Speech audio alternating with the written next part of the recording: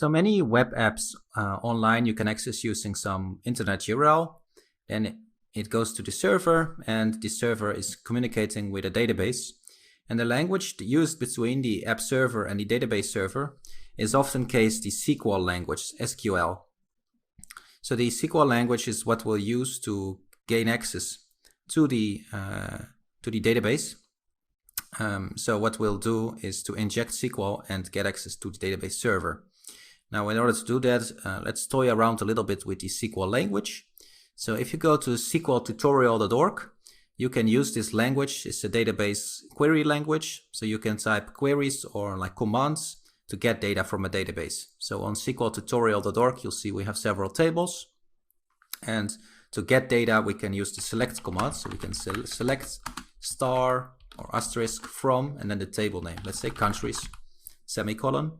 And this command will get data from the countries table.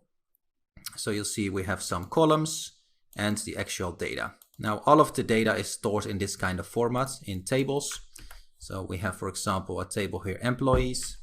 So we say select asterisk from employees, colon, and you'll see the table columns and the table data. Now this is the language, this is the SQL language, and you can do all kinds of commands. If you want, you can do a course on the SQL language. However, for this course, it's not necessary to be an expert on the SQL language, because we'll use a tool to do the attacks.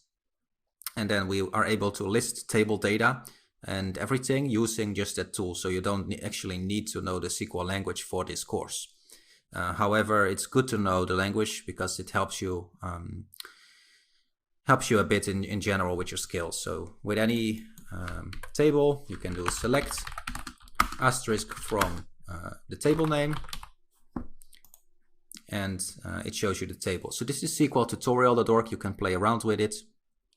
And the key thing to take away from this video is that data is stored in tables.